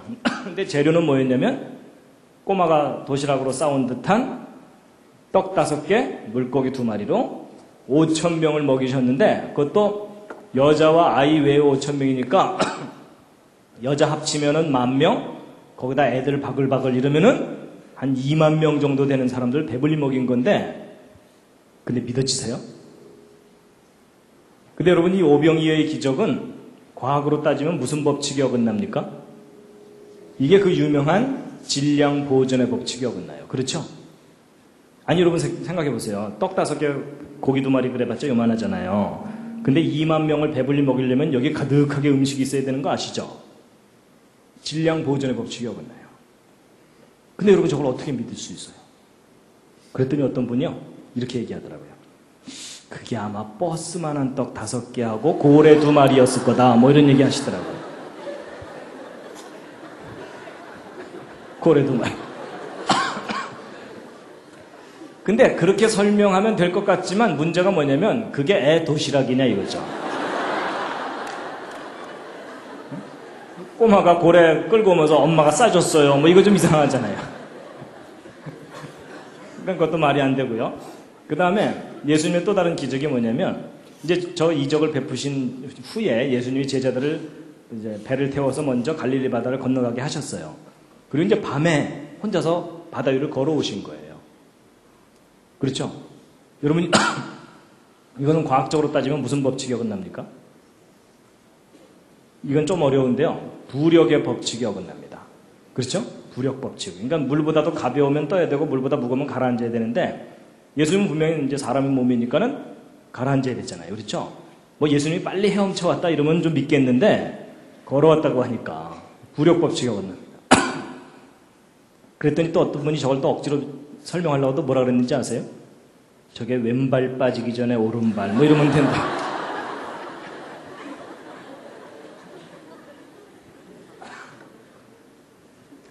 근데 여러분 보세요. 여러분 예수님이 행하신 기적마다 과학의 이론이 아니라 다 과학의 법칙에 어긋나요. 아니 이론에 어긋나면은 그 이론이 틀릴 수도 있다 이렇게 얘기하면 되잖아요. 그렇죠? 근데 법칙에 어긋나는 걸 어떻게 설명을 하냐고요. 근데도 여러분 저건 다 믿으시죠? 근데 여러분은 믿는다고 치더라도 저는 그래도 과학을 공부했다고 하는 사람인데 과학자의 양심을 버리지 않고 예수님의 기적을 믿을 수 있는 방법 좀 알려주실래요? 저를 좀 설득해 주시죠. 삥 둘러서서 그냥 안수기도 하나요? 주여 이자가 믿게 하여 주시옵소서 이래야 되나요? 근데 이제 제가 요점만 말씀드리면 이겁니다. 여러분 어떤 것을 맨날 이쪽에서만 보다가 전혀 다른 반대편에서 보면은 전혀 다른 모습이 보이는 경우가 있죠. 바로 그겁니다. 여러분 제가 예전에는요, 저 과학의 법칙에 어긋나는 저런 황당한 건 내가 절대로 못 믿겠다 이렇게 생각했었거든요. 근데 지금은 생각이 바뀌었어요. 어느 날 입장을 바꿔보니까는 저 기적이 깨달아지더라고요. 뭐냐면 여러분 저는 과학을 공부했기 때문에 과학의 법칙이 뭔지를 압니다. 절대로 예외가 없는 게 법칙이거든요. 그 법칙을 인간이 벗어날 수가 없어요. 벗어날 수 없는데 만약에 이건 정말 만약인데 만약에 이 법칙에서 벗어날 수 있는 분이 있다면 누굴까요? 이 법칙을 정하신 분입니다. 제가 그 생각을 하게 됐어요. 그리고 나서 이 예수님의 기적을 들여다봤더니 뭐가 깨달아지는데 이분이 이 모든 법칙을 정하신 분이구나. 그게 보이는 거예요. 여러분 생각해 보세요. 여러분 예수님이 저런 기적을 베풀지 않고 착하게 살아라, 때리지 말아라 이런 아주 교훈적인 얘기만 하고 가셨다. 여러분 제가 예수를 믿어야 될 이유가 없어요. 여러분 제가 뭐 그렇게 잘생긴 사람 아니지만 지리산에서 10년, 계룡산에서 10년, 포함산에서 10년, 한 30년 면벽수도 하고 나오면요. 지금도 대충 말을 잘하는데 얼마나 말을 더 잘하겠어요. 그렇죠? 그러면 제가 세상 사람들을 현혹시킬 만한 그럴듯한 말을 얼마든지 해낼 수 있습니다. 예를 들면 산은 산이고 밥은 밥이로다 뭐 이런 거 있잖아요. 근데 여러분 제가 못하는 게 뭔지 아세요? 절대로 못하는 게 속임수는 쓸지 모르지만 절대로 못하는 게 뭐냐면 저 과학의 법칙에서 벗어나는 일이에요. 그렇다면 예수님께서 저 과학의 법칙에 벗어나는 일을 하셨다면 둘 중에 하나예요. 저 성경이 거짓이든지. 근데 만약에 저 성경의 기록이 옳다면 예수 그리스도가 누구이시라는 증거일까요? 예수 그리스도가 이 모든 법칙을 정하신 창조자이시라는 증거라는 겁니다. 제가 그 생각을 할 수 있게 됐어요. 여러분 만약에 성경에 우리가 이해할 만하고 증명할 수 있는 일만 성경에 기록되어 있다면 여러분이나 저나 예수를 믿어야 될 필요가 없어요. 맞죠? 근데 여러분 예수님께서 저런 기적을 행하신 이유가 뭘까요? 예수님이 창조자이시라는 것을 우리에게 보여주시는 거예요. 그냥 여러분 이런 거예요. 예전에는 이제 학교에 이제 크리스천 학생들이 학교에 가면 친구들이 핍박을 해요. 야, 예수가 무리를 걸었다고? 야, 너 그렇게 황당한 거 믿냐? 이러면은 그때 기독교 학생들은 아무 말도 못했어요. 그렇죠? 그냥 얼굴이 빨개져갖고 그날 저녁 교회 뒷자리에 앉아갖고 주여 뭐 이러면서 아무 소리 못했거든요. 근데 여러분 이걸 제대로만 깨달으면 그렇게 뭔가를 도전해올 때 뭐라고 대답할 수 있겠습니까? 야, 너는 이것 때문에 안 믿냐? 나는 이 기록 때문에 예수를 믿는다 라는 겁니다. 아니 여러분 생각해 보세요. 예수님이 물 위를 걷다가 빠지셨다. 그런 예수님을 여러분과 제가 왜 믿어요? 그렇죠? 예수님이 물에 빠지면서 베드로 나 좀 구해줘. 다음부터 이런 일 안 할게. 뭐 이러면은 아니 생각해 보세요. 제정신을 가진 사람이란 그런 예수님을 자기의 구원자로 어떻게 믿냐는 거죠. 맞죠? 그래서 제가 말씀드리는 요점이 뭐냐면요. 저는 하나님께 제가 과학을 공부했다는 걸 참 감사합니다. 왜냐하면 과학을 공부하고 났더니 법칙이 뭔지를 알게 됐거든요. 그 법칙은 절대로 뛰어넘을 수 없는 게 법칙이에요. 그렇죠? 근데 그 기준을 제가 명확하게 아니까 그 기준을 뛰어넘는 분이 누군지를 명확하게 알게 된 거예요. 그렇죠? 여러분, 예수님이 법칙에서 벗어나셨기 때문에 우리가 믿는 거예요. 여러분, 제가 처음에 말씀드릴 때 뭐라고 말씀드리냐면, 제가 처음 이제 강의 소개할 때, 첫 번째 강의 때, 제가 예수님의 기적을 증명은 못 해드립니다. 그렇지만 과학적인 원리로 이해하실 수 있도록 설명을 해드릴 수 있습니다. 이런 말을 드렸거든요. 제가 지금 설명을 드리는 겁니다. 그래서 여러분, 과학의 법칙 중에 가장 강력한 법칙이 있습니다. 생명에 관한 법칙이 있습니다. 그 법칙은 아무도 못 깨트려요. 예외가 없고. 무슨 법칙일까요? 예, 그게 뭐냐면 죽음의 법칙입니다. 그렇죠? 죽음의 법칙. 여러분, 성경에 나오는 기적은요, 보통 미러클이라고 표현되어 있지 않고요, 이적이라고 표현되어 있습니다. 사인이라고. 이 사인이라는 게 과학적인 용어로 바꾸면 에비던스, 증거란 뜻입니다. 그러니까 예수님이 기적을 베푸신 것은 예수님이 창조자이시라는 것에 대한 증거다라는 뜻입니다. 근데 과학의 법칙 중에 가장 강력한 법칙이 죽음의 법칙입니다. 그렇죠? 그럼 제가 예언 하나 해드릴까요? 여러분 다 죽습니다. 그 예언은 반드시 맞아요. 틀릴 리가 없어요. 그렇죠? 여러분 예외가 없다는 게 법칙이라는 거 아시죠? 그래서 저 법칙이에요. 죽음의 법칙. 근데 저 법칙에서 벗어나신 분이 계시는 거예요. 누구죠? 예수 그리스도이세요. 그래서 제가 예수를 믿어요. 어떤 사람은요, 예수님의 기적을 증명해 보라 그래요. 그러면 자기가 믿겠다고. 그럼 여러분 제가 만약에 어느 때라도 죽었다 다시 깨어날 수 있으면은 제가 예수를 믿을 필요가 있을까요? 없을까요? 없어요. 그건 더 이상 기적이 아니잖아요. 그렇죠? 나도 할 수 있는데. 여러분 제가 증명할 수 없으니까 예수를 믿는 겁니다. 그래서 그렇기 때문에 2000년 전에 이 땅에 오셨던 예수님께서 우리에게 너무나 분명하게 하신 말씀이 바로 이 말씀인데 함께 한번 읽으시겠습니다. 시작. 예수께서 가라사대 나는 부활이요 생명이니 나를 믿는 자는 죽어도 살겠고 무릇 살아서 나를 믿는 자는 영원히 죽지 아니하리니 이것을 내가 믿느냐. 여러분 저는 믿습니다. 저는 믿습니다. 아, 이분이 나를 구원하시는 분이구나. 나를 살리실 수 있는 분이구나. 그걸 믿습니다. 자, 그래서 이제 기적에 대해서 말씀드렸고요. 이제 영혼에 대해서 이제 말씀드릴 시간입니다. 예. 계속해도 되겠습니까? 예. 자, 요한복음 3장 3절 말씀인데요. 함께 읽으시겠습니다. 시작.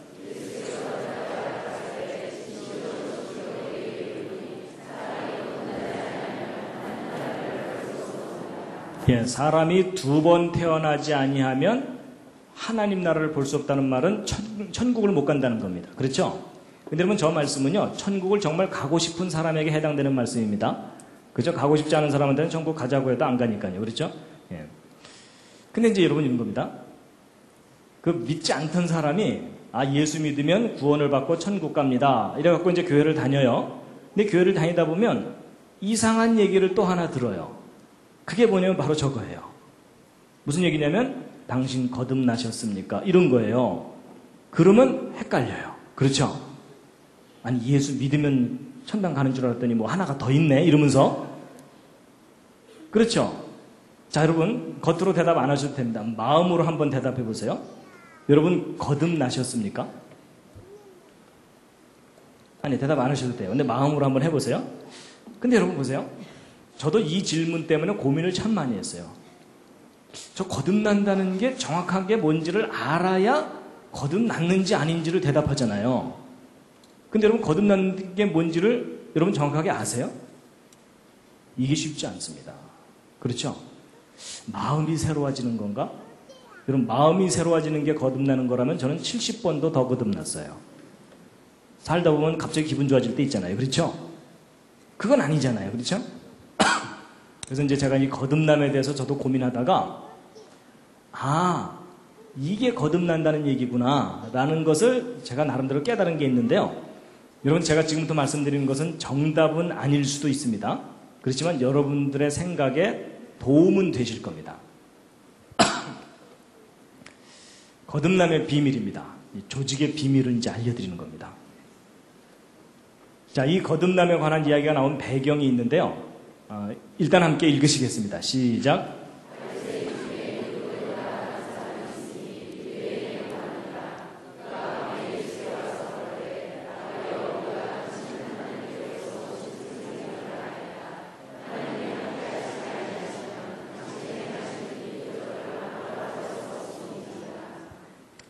여러분, 그 니고데모라는 사람은 아주 뛰어난 사람입니다.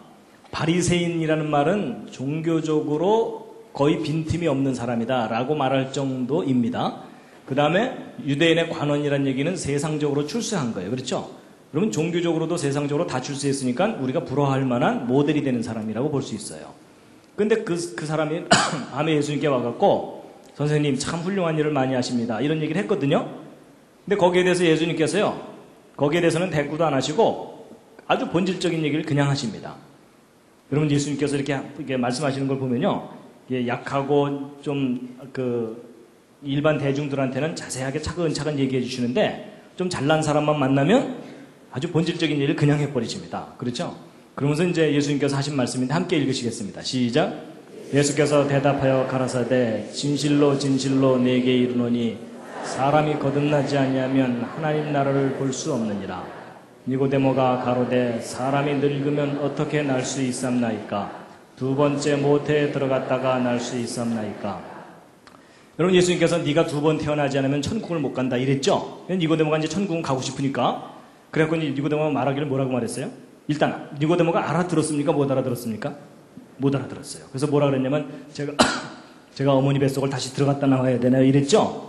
그랬더니 예수님께서 그거야 그러셨나요? 아니에요. 아니라 그러시면서 그 다음에 뭐라고 대답을 하시는데 그 다음 대답이 알쏭달쏭이에요. 여러분들도 한번 읽어보세요. 시작.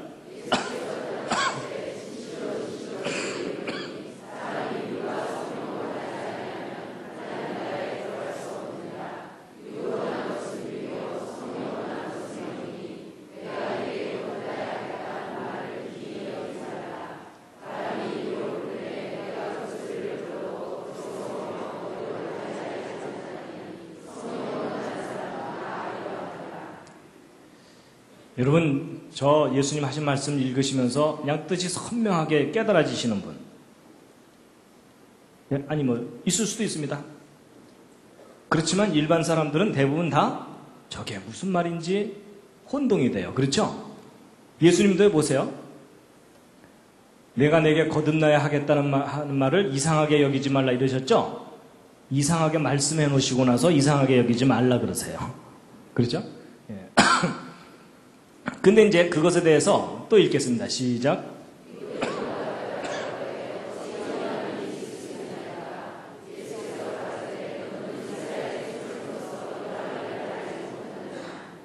여러분, 니고데모가 또 알아들었습니까? 못 알아들었습니까? 또 못 알아들었죠? 여러분, 기뻐하시기 바랍니다. 니고데모 같은 사람이 못 알아들었으면 여러분과 제가 못 알아듣는 것 정상입니까? 비정상입니까? 지극히 정상입니다. 안심이 되시죠? 예. 못 알아듣는 게 당연합니다. 여러분, 상당히 뛰어난 사람이 못 알아들었는데. 근데 이제 문제는 예수님의 대답이 문제예요. 너 선생인데 그것도 모르냐 이러셨죠? 그럼 적어도 남을 가르치는 사람이라면 알아야 된다는 얘기죠. 그래서 이제 제가요, 야, 이건 알긴 알아야 되는 건가 보다 하고 이제 생각을 하게 됐는데요. 여러분, 제가 이제 아까 마음은 말씀드렸지만 영혼에 대해서는 말씀을 안 드리고 넘어갔었죠. 이제 영혼에 대해서 말씀드릴 텐데요. 자, 시편 19편 7절에 아주 중요한 말씀이 있습니다. 영혼이 무엇과 관계되어 있는지를 말씀하시는 건데 함께 읽으시겠습니다. 시작. 예, 여호와의 율법은 완전해서 영혼을 소송케 한다는데 이게 말이 좀 어려운데 소송케 한다는 말은 기절했던 것을 깨어나게 한다든지 죽은 것을 살아나게 하는 거예요. 그렇죠? 그러니까 사람의 영혼을 되살아나게 하는 게 뭐라고요? 율법이죠.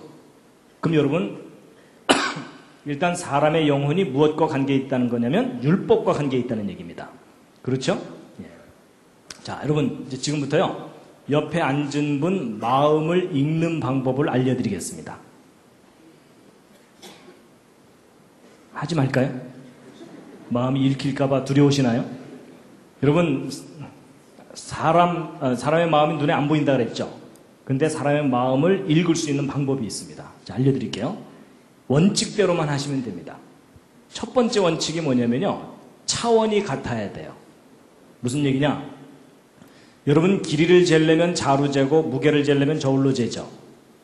여러분, 키 170cm, 몸무게 60kg, 이건 맞는 표현이지만 키 60kg, 몸무게 170cm, 이거 잘 돌봐줘야 됩니다. 그렇죠? 근데 여러분, 이거 굉장히 단순한 얘기 같지만 여기에 중요한 원리가 하나 있습니다. 뭐냐? 길이는 길이로 재고 무게는 무게로 잽니다. 그럼 여러분, 마음은 무엇으로 재겠어요? 마음으로 재는 게 첫 번째 원리입니다. 그래서 옆에 있는 사람 마음은 나의 무엇으로 알아요? 마음으로 아는 거지 눈으로 보는 게 아니에요. 자, 두 번째는 뭐냐면요. 질서가 있어야 돼요. 무슨 얘기냐? 여러분, 이 왼쪽 자, 오른쪽 자 둘 다 자는 자인데 오른쪽 자가 심각하죠? 오른쪽 자에는 뭐가 없어요? 질서가 없어요. 그렇죠? 여러분, 질서가 있어야만 길이를 잴 수 있는 것처럼 내 마음에 질서가 있어야 다른 사람의 마음을 읽습니다. 무슨 얘기냐? 여러분, 내가 지금 화가 나서 씩씩거리고 있으면 옆에 있는 사람 마음이 읽혀요, 안 읽혀요? 옆에 있는 사람은 몰라요. 그렇죠? 그리고 여러분, 살다 보면 가끔 그런 경우 있잖아요. 나도 요즘 내 마음을 잘 모르겠어. 뭐 이런 경우 있죠? 여러분, 그게 무슨 얘기냐면 지금 내 마음의 질서가 무너져 있다, 그 얘기입니다.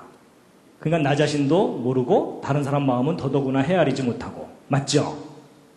그래서 여러분, 심리 상담이라는 게 뭐냐면 마음의 질서가 무너지거나 틀려있는 사람들에게 대화를 하거나 만나면서 그 사람 마음의 질서를 잡아주는 거예요. 그렇죠?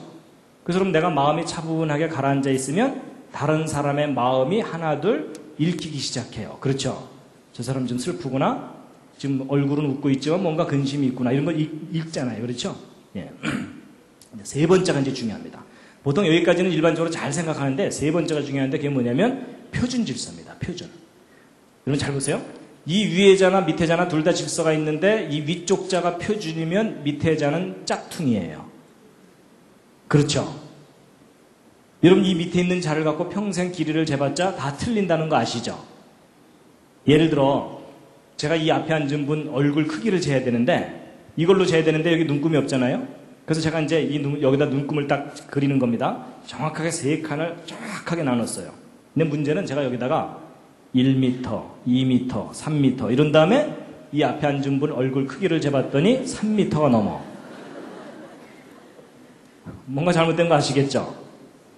이게 무슨 얘기냐면 질서라고 다 질서가 아니라 표준 질서가 있다는 얘기입니다. 여러분, 제가 이 앞에 앉은 얼굴 크기를 제대로 재려면 이거 어떻게 해야 되냐면 제가 눈금을 매겨야 되는 게 아니에요. 어떻게 해야 되냐면 국제 표준자 있죠? 국제 표준 규격자에다가 딱 붙여놓고 눈금을 그대로 내려받아야 그때서야 이게 길이를 제대로 잴 수가 있어요. 맞죠? 그때서야 얘가 이제 잘하는 게 되는 거예요. 근데 여러분, 이 원리를 갖고 영혼에 적용시켜 보세요. 여러분, 옆에 앉은 분 영혼을 내가 인식하려면 나의 무엇으로 인식해야 되죠? 첫 번째가 영혼입니다. 그렇죠? 영혼. 근데 내 영혼에 뭐가 있어야 됩니까? 질서가 있어야 되죠? 근데 그 질서 중에서도 무슨 질서요? 표준 질서가 있어야 돼요. 여러분, 표준 질서란 말은 다른 말로 바꾸면 완전한 질서, 절대적인 질서예요. 그렇죠?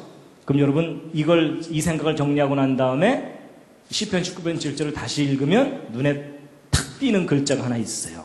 다시 한번 읽으시겠습니다. 시작. 여호와의 율법은 완전하여 영혼을 소성케 하고. 여호와의 율법이 어떻다고요? 완전하다는 게 저게 무슨 뜻일까요? 국제표준. 국제표준 정도가 아니라 우주의 표준이라는 얘기입니다. 여러분 영혼 좀 쉽게 이해하면 이런 겁니다. 영어로는 뭐 스피릿, 소울 이렇게 얘기하죠. 여러분 혹시 해병대 스피릿 아십니까? 해병대. 여러분 해병대 스피릿을 한마디로 줄이면 뭐죠? 한 번 해병은 영원한 해병. 다 아시죠? 하도 여기저기 붙어 있으니까. 여러분 어떤 사람이 해병대에 들어가서 해병대에서 가르치는 교훈을 이게 너무 마음에 든다 해서 그냥 평생 해병대를 외치면서 해병대에서 가르치는 것을 자기 삶의 기준으로 삼고 살면 그 사람은 무슨 스피릿을 갖고 사는 걸까요? 해병대 스피릿을 갖고 삽니다. 그럼 어떤 사람이 불교에 가가지고서 불교 경전을 교육받고서 그것이 자기 삶의 기준이 돼버리면은 그 사람은 무슨 스피릿을 갖고 살게 되죠? 불교적인 스피릿을 갖고 살게 되는 겁니다. 근데 어떤 사람이 성경을 교육받고 성경이 이게 절대적인 진리구나라고 그 질서를 자기 것으로 받아들이고 살면 그 사람은 무슨 스피릿을 갖고 살게 될까요? 성경적인 스피릿을 갖고 사는데 만약에 그 성경이 진리라면 진리의 스피릿을 갖고 삽니다. 그렇죠? 거룩한 스피릿을. 그럼 여러분 보세요. 불교인과 기독교인이 만나서 대화를 하면 스피릿이 통할까요? 안 통할까요? 단답형으로 대답하시면 안 됩니다. 어떤 건 통하고 어떤 건 안 통합니다. 착하게 살자는 통해요. 뭐가 안 통할까요? 구원에 관한 메시지가 안 통해요. 그렇죠? 그래서 그걸 뭐라 그러냐면은 스피릿이 다르다고 얘기합니다. 좀 지금 이해가 되시죠? 자, 그러면 이제 이걸 이제 아셨다면 이제 거듭남에 대해서 이제 다시 돌아와서 얘기합니다. 여러분, 거듭난다는 말은 두 번 태어난다는 말이거든요. 그럼 여러분, 첫 번째 태어나는 게 있으니까 두 번째 태어나는 게 있는 거죠. 그리고 둘 다 태어나는 것이 비슷하니까 태어난다고 표현했겠죠. 그럼 여러분 두 번째 태어나는 게 뭔지를 정확하게 알려면 첫 번째 태어나는 것을 연구해야 된다는 거 짐작하시겠죠. 자, 여러분과 저는 태어날 때 이 과정을 통해서 태어납니다. 기억나십니까? 그래서 아버지의 정자와 어머니의 난자가 결합이 돼서 이렇게 태어나도록 누가 설계하셨을까요? 하나님이 설계하셨어요. 그렇죠? 그래서 여러분 이런 식으로 태어나는 것이 바로 첫 번째 태어나는 겁니다. 초생이라고 하죠. 그렇죠? 자, 그럼 이제 이 부분을 다시 한번 좀 말씀드리면 이런 겁니다. 여러분 첫 번째 태어난 걸 우리가 알아야 되는데 첫 번째 태어날 때 아버지의 정자와 어머니의 난자인데 여러분 이 정자는요. 이 부분에 유전 정보가 있습니다. 제가 첫날 강의했던. 그리고 여기에 이제 에너지가 있고 꼬리가 이렇게 있어갖고 이 에너지를 이용해서 꼬리로 헤엄쳐서 여기 있는 유전 정보를 이 난자에게 전달하는 것이 최선의 임무입니다. 그렇죠? 근데 이 난자는요. 어찌 보면 그 자체로 거의 완벽한 생명체라고 볼 수 있어요. 그래서 여러분 이 난자는요. 그 자체로 한 평생을 살아요. 그래서 만들어져서 배란이 돼서 끝날 때까지 한 사이클의 삶을 삽니다. 근데 이 난자가 한 사이클의 삶을 사는 동안 어떤 특별한 사건이 일어나지 않으면 이 난자는 그대로 죽어요. 그렇죠? 근데 이 난자가 한 사이클의 삶을 사는 동안 어떤 특별한 사건이 하나 일어나면 뭘까요? 이 정자 하나가 일로 들어오면 기적 같은 변화가 일어나요. 전혀 다른 모습으로 변해요. 물론 이 상태로 변하는 건 아니에요. 근데 여러분 이 난자 자체로서의 존재하고 사람하고를 비교해보면 너무나 차원이 달라요. 맞죠? 이건 기적이라고 할 정도로 엄청난 변화가 일어납니다. 그렇죠? 그런데 이제 이렇게 해서 태어난 이 사람도 이 난자처럼 또 한평생을 살아요. 그렇죠? 근데 이 사람이 한평생을 사는 동안 어떤 특별한 사건이 일어나지 않으면 이 사람은 이 난자처럼 또 죽어요. 그렇죠? 근데 이 사람이 사는 동안 어떤 특별한 사건이 한번 일어나면 그게 뭘까요? 마치 이 정자가 생명에 관한 정보를 갖고 들어오듯이 어떤 생명에 관한 메시지가 이 사람 속으로 들어가면 그러면 전혀 다른 모습으로 변해요. 그 다음 세상을 가게 돼요. 근데 여러분 뭔가 좀 닮지 않았어요? 그렇죠? 표정이 아닌 것 같다는 표정을 드시면 뭔가 닮았죠? 여러분 이 난자는요, 이 생명의 정보를 받아들이도록 설계가 돼 있어요. 그래서 이것을 받아들일 수도 있고 안 받아들일 수도 있어요. 선택적으로 받아들여요. 근데 사람도 마찬가지예요. 사람도 외부로부터 어떤 메시지가 있으면 그걸 받아들일 수도 있고 받아들이지도 않을 수도 있도록 설계가 돼 있어요. 여러분 제가요, 여러분한테 여러분 잠깐 좀 일어나 주시겠습니까? 이래도 여러분 중에 그 말을 듣고 일어난 분이 있는가 하면 네가 뭔데? 뭐 이러면서 안 일어날 수도 있잖아요. 그렇죠? 그런 것 같아요. 그런데 이 난자가 정자를 받아들이면 변하잖아요. 그렇죠? 근데 이 사람도 생명에 관한 메시지를 받아들이면 그 다음 세상으로 가요. 아, 여러분 이게 첫 번째 태어나는 건 분명하죠. 그렇죠?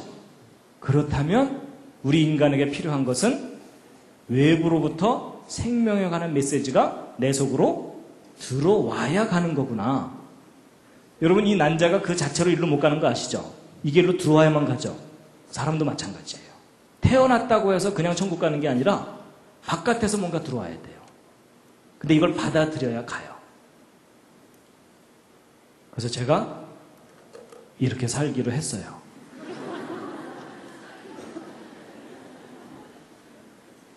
아, 예수님이 얘기한 네가 2번 태어나야 간다는 얘기가 이 얘기겠구나. 근데 여러분 사람의 말에 위력이 있는 거 아세요? 사람의 말에? 이런 거 우리 실험해 볼 수도 있어요. 예를 들어 이 중에 어느 한 분을 딱 정해놓고 여러분이 매주일 만날 때마다 이분에게 부정적인 얘기를 하는 거예요. 못됐다는 얘기 많이 들으시죠? 뭐 이러면서 악수하는 사람마다 그거 참 사람 뭐 이러면서 그냥 무시하고 이러면요, 이분이 몇 주 만에 교회를 안 나와버리면 다행인데 이분이 계속 그래도 끈질기게 계속 교회를 나오면 이분이 이상하게 변하는 거 아시죠? 그렇죠? 아주 부정적인 사람으로 변해버립니다. 잘못하면 자살할 수도 있어요. 그렇죠? 왜 사람들이 나만 미워할까? 이러면서 이러면 우리 사람의 말이에요. 사람을 죽일 수도 있고 그래요. 근데 만약에 여러분들이 짜고서 이분에게 만날 때마다 좋은 얘기를 해드리는 거예요. 어떻게 잘생기셨습니까? 마음씨 좋다는 말 많이 들으시죠? 이러면서 계속 좋은 얘기를 하면은 이분이 어떻게 될까요? 싹 살아나요. 맞죠?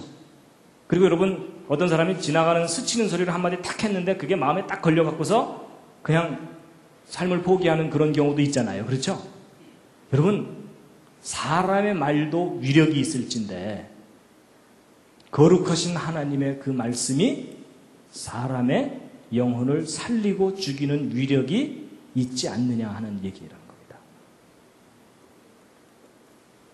그럼 결국 무슨 얘기예요? 사람은 영적인 존재이기 때문에 어떤 메시지를 자기가 받아들일 수도 있고 받아들이지 않을 수 있는데 어떤 진리의 메시지를 자기가 정말 마음으로 받아들이면 그 말씀 때문에 그 다음 세상을 간다는 거예요. 하여튼 저는 이렇게 우기고 있습니다. 그래서 여러분 이제 성경 좀 읽고 이제 마칠 텐데요. 요한복음에 이 말씀들이 참 잘 나와 있어요. 요한복음을 쭉 한번 읽어보시면 알지만요. 요한복음의 키워드가 뭐냐면 말씀입니다. 말씀. 기독교는 말씀의 종교라고 하는데 말씀입니다. 자, 함께 읽으시겠습니다. 시작. 태초에 말씀이 계시니라. 이 말씀이 하나님과 함께 계셨으니 이 말씀은 곧 하나님이시라. 여러분 이 말씀이 하나님이래요. 여러분 사람들이요 하나님 보여달라고 그러죠? 여러분 하나님은 말씀으로 우리가 깨달을 수가 있습니다. 그런데 또 읽겠습니다. 시작. 말씀이 육신이 되어 우리 가운데 거하심에 우리가 그 영광을 보니. 여러분 그 말씀이신 하나님이 사람의 모습으로 오신 분이 누구예요? 예수 그리스도입니다. 그러니까 예수 그리스도는 곧 말씀이에요. 그래서 요한복음 8장 47절 함께 읽으시겠습니다. 시작.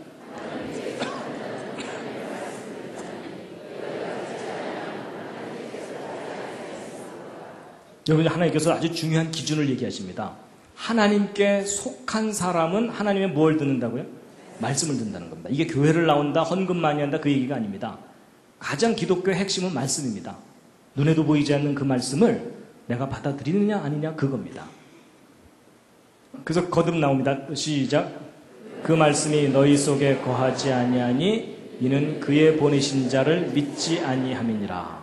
여러분, 그의 보내신 자가 창조자 하나님이 우리의 구원을 위해서 보내신 분인데 누구죠? 예수 그리스도죠. 그러니까 예수 그리스도를 믿느냐 안 믿느냐의 기준이 뭐라고요? 그 말씀이 내 속에 살아있느냐 아니냐입니다. 이건 제 얘기가 아니라 예수님의 말씀입니다. 그렇죠? 그럼 그게 무슨 얘기냐면요.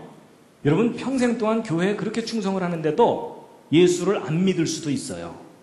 그 사람은 그 마음속에 예수님의 말씀이 없는 사람입니다. 자기 철학을 가지고 자기의 종교심을 가지고 교회에 충성하는 겁니다. 그렇죠? 근데 겉에서 보기에는 날라리 신자 같아 보이는데 그 마음 중심에는 예수님의 말씀이 있을 수가 있어요. 그렇죠? 근데 하나님은 마음의 중심을 보신다고 하잖아요. 그렇죠? 저는 신앙의 본질이 이렇다고 생각합니다. 우리의 거룩한 행위가 아니라 정말 하나님의 말씀을 진리라고 내가 받아들이느냐 이게 제일 중요하다는 거죠. 그래서 여러분 요한복음 8장 47절에 좀 이상한 상황이 나오는데 함께 읽으시겠습니다. 시작. 나도 너희가 아브라함의 자손인 줄 아노라. 그러나 내 말이 너희 속에 있을 것이 없으므로 나를 죽이려 하는도다. 여러분 이 부분은 좀 이상한 거예요. 여러분 예를 들어 이런 거예요. 제가 오늘 막 이렇게 강의하다 말고 여러분이 저를 지금 죽이려고 그래요. 이러면은 제가 미친 거죠. 그렇죠? 그럼 여러분은 저 강사 좀 정신이 이상하구나 이렇게 생각하실 거 아니에요? 근데 예수님도 그 비슷한 상황이에요. 이스라엘 사람들하고 얘기하다 말고 지금 너희들이 나를 죽이려고 그래 이랬거든요. 그래서 성경 한번 보세요. 이스라엘 사람들이 정말 예수님한테 아니 우리가 지금 칼과 뭐 창으로 자기를 죽이려는 것도 아닌데 우리가 자기를 죽인다고 얘기하는 거 보니까 저 예수가 미쳤구나 라는 장면이 성경에 나옵니다. 근데 그 얘기는 이제 그 실제로 죽인다는 얘기를 하는 게 아니고요. 이런 겁니다. 여러분 잘 보세요. 여러분 이 난자가 정자를 받아들일 수 있도록 설계가 되어 있잖아요. 근데 이 난자가 정자를 받아들이지 않으면 이 난자 죽죠. 근데 뭐도 죽죠? 이 정자도 죽어요. 그렇죠? 둘 다 죽어요. 그 얘기예요. 여러분 잠깐 일어나십시오 그랬는데 여러분이 아무도 안 일어나요. 그럼 제 말이 살은 거예요? 죽은 거예요? 죽은 거예요. 그렇죠? 근데 제가 여러분 잠깐 좀 일어나 주시겠습니까? 그랬는데 여러분이 막 일어나요. 그러면 제 말이 살은 거예요? 죽은 거예요? 살은 거예요. 여러분 제가 2시간 동안 막 이렇게 강의를 하는데 여러분이 아무도 안 들어. 막 중간에 다 나가고 막 자고 막 하품하고 막 이러면은 제 마음이 어때요? 죽고 싶어요. 왜냐하면 어찌 보면 저의 존재는 제가 하는 말이 저의 존재일 수도 있거든요. 그렇죠? 여러분 부부가 서로 살면서 남편이 자기 말을 평생 동안 한 번도 안 들어줬어요. 그 마음이 어때요? 죽고 싶거나 죽이고 싶어요. 그렇죠? 이건 좀 과격한가요? 근데 뭐 이건 좀 심하게 표현하긴 했지만 사실 그래요. 그렇죠? 근데 예수님이 그 얘기를 하시는 거예요. 내가 너희들에게 너희들을 영원한 생명으로 인도하는 이 말을 너희들한테 하러 왔는데 너희들이 아무도 이 말을 듣지 않으니까 너희들이 나를 죽이려는 거다. 그 얘기를 하시는 거라는 거죠. 그래서 여러분 요한복음 6장 63절 말씀 참 중요한 말씀입니다. 정말 중요한 말씀인데 함께 읽으시겠습니다. 시작. 살리는 것은 영이니 육은 무익하니라. 내가 너희에게 이른 말이 영이요 생명이라. 여러분 여러분 예수 그리스도의 영이 성령이죠. 근데 예수님이 하신 말씀이 영이래요. 그러니까 예수님이 하신 말씀이 곧 성령이라는 거예요. 여러분 저는요 어려서부터 교회 다니면서 성령 받으라 그러면은요 여기가 뜨거워져야 되는 줄 알았어요. 그래서 여기 언제 뜨거워지나 이랬거든요. 근데 여러분 물론 성령을 받으면 뜨거워지는 현상이 나타날 수도 있지만 아닐 수도 있어요. 뜨거워지는 것만이 성령 받은 결정적인 증거가 아니에요. 그렇죠? 제가 생각해 봤더니 내가 예수님의 말씀을 내 마음속에 믿는 한은 내가 무엇을 받은 거예요? 예, 거룩한 영을 받은 거예요. 예수님의 말씀은 다른 말과는 구별이 되거든요. 그렇죠? 성령을 받은 거예요. 근데 그 말씀이 생명이라는 거예요. 그러니까 여러분 보세요. 이 사람이 영원한 생명으로 가는 것은 DNA 정보를 갖고 태어난 것은 무익하다는 거예요. 육체적인 정보로 태어난 것은 하늘로 못 간다는 거예요. 거룩한 말씀이 이 사람에게 들어와야 간다는 겁니다. 조직의 비밀을 아시겠죠? 그렇죠? 그래서 여러분 요한복음 17장 8절에 예수님께서 예수님의 사명에 대해서 말씀하시거든요. 함께 읽으시겠습니다. 시작. 나는 아버지께서 내게 주신 말씀들을 저희에게 주었사오며 저희는 이것을 받고 내가 아버지께로부터 나온 줄을 참으로 아오며 아버지께서 나를 보내신 줄로 믿었사옵나이다. 여러분, 저는 하여튼 이렇게 이 창조과학, 성경과학 하면서 참 하나님께 감사를 많이 합니다. 이런 과학을 공부하다 보니까 하나님이 창조하신 과학의 세계와 하나님의 말씀과 뭔가 닮은 게 없나 이걸 이렇게 보게 됐어요. 그러다가 저도 거듭남에 대해서 저도 이해를 못하고 있다가 조금 전에 설명드린 그거 있잖아요. 그죠? 야, 하나님께서 첫 번째 태어나도록 이렇게 하셨다면 그럼 두 번째 태어나는 건 뭘까 하고 보다 보니까 제가 나름대로 이제 깨달은 거예요. 거의 정답 같은데 아닐지도 몰라요. 또 올라와서 혼날지도 모릅니다. 아니었어 임마 뭐 이러실까. 여러분 요한복음 22장 48절 함께 읽으시겠습니다. 시작. 나를 저버리고 내 말을 받지 아니하는 자를 심판할 이가 있으니 곧 나의 한 그 말이 마지막 날에 저를 심판하리라. 여러분 사람은 누구나 다 하나님 앞에 심판받는 걸 두려워합니다. 맞죠? 근데 여러분 두려워하지 마시기 바랍니다. 그 심판에 대해서 여러분이 자신 있을 방법이 있어요. 그게 뭐냐면 심판, 그 말이 심판한다 그랬죠? 저게 무슨 뜻이냐면요. 예를 들면 이런 거예요. 우리가 이제 하나님 앞에 딱 갔을 때 요즘 그 인터넷에 검색 프로그램 같은 거 있잖아요. 그렇죠? 사람마다 하나님이 검색을 쫙 해보세요. 근데 없네. 뭐가 없다는 뜻일까요? 하나님의 말씀이 그 사람에게 없는 거예요. 그러면 하나님의 반응이 뭘까요? 내가 너를 도무지 알지 못한다. 그렇죠? 근데 하나님 앞에서 쫙 이렇게 해봤더니 그 사람이 하나님의 말씀을 가지고 있어요. 그럼 뭐예요? 네가 나를 알고 내가 너를 안다. 그렇게 얘기해 주는 거죠. 그러니까 제가 이제 천국문 앞에 가서 작전이 뭔지 아세요? 말씀하셨잖아요. 이러면서 버티면 돼요. 무슨 말인지 아시죠? 하나님께서 하나님께 구원을 요청하는 사람마다 다 구원해 주신다고 말씀하셨잖아요. 제가 그거 믿고 왔기 때문에 저 구원해 주셔야 됩니다. 라고 버티면 주님께서 알았다 들어가라 뭐 이렇게 되는 거예요. 그때 하나님 앞에 가갖고 제가요 새벽 기도를 1년 내내 나왔고요. 이런 얘기 해봐야 소용없는 거 아시죠? 제가 착한 일을 무지 많이 했는데 이래도 소용없어요. 우리가 의지해야 되는 건 하나님이 하신 말씀. 이거 안 변하는 거거든요. 이것만 딱 붙잡고 있으면 통과합니다. 동의하십니까? 네. 제가 작전 다 알려드렸습니다. 네. 시편 1편 말씀입니다. 함께 읽으시겠습니다. 시작.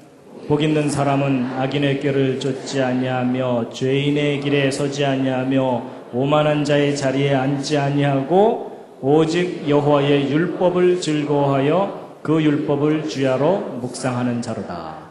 그럼 여기 복 있는 사람은 아파트 100평이 아닙니다. 정말 하나님께로부터는 진짜 복입니다. 그 사람은 악인의 길을 쫓지 않는단 말이 무슨 말이냐면 잘못된 정보를 받아들이지 않는다는 겁니다. 진리의 정보만 받아들인다는 거예요. 하나님께로부터. 그래서 오직 여호와의 율법, 진짜 메시지만 받아들이고 그것을 주야로 묵상한다고 되어 있죠. 묵상이라는 게 뭐냐면 자기 마음속에 그게 있어야 꺼내서 묵상을 하죠. 그렇죠? 그 말씀이 그 속에 들어있는 사람. 그 사람이 진짜 복 있는 사람이라는 거예요. 왜냐하면 영생을 갖게 되거든요. 그래서 요한복음 8장 51절 함께 읽으시겠습니다. 시작. 진실로 진실로 너희에게 이르노니 사람이 내 말을 지키면 죽음을 영원히 보지 아니하리라. 여러분 저 말씀을 믿으십니까? 하여튼 저는 믿기로 했어요. 아 그거구나. 그래서 저는 예수 그리스도께서 우리에게 하신 그 말씀이 천국의 열쇠다. 저는 그렇게 생각합니다. 오 하나님 그 말씀을 저에게 주셔서 감사합니다. 그럼 여러분 이제 거듭남이 무엇인지에 대해서 이제 오늘 나름대로 생각이 정리가 되셨을 겁니다. 예, 다시 한번 읽으시겠습니다. 시작. 예수께서 대답하여 가라사대 진실로 진실로 내게 이르노니 사람이 거듭나지 아니하면 하나님 나라를 볼 수 없느니라.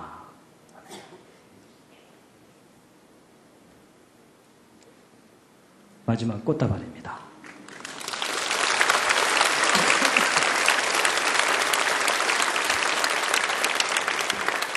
여러분, 이 세상은 변하는데 그 변하는 세상 속에 영원히 변하지 않는 것이 무엇이죠?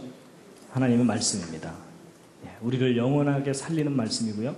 그 다음에 여러분, 이 세상은 참 불완전합니다. 그 불완전한 세상 속에 우리를 거룩하게 하는 것은 무엇일까요? 말씀입니다. 그 말씀이 우리를 거듭나게 하고 우리를 영원한 생명으로 인도합니다. 기도하고 마치겠습니다.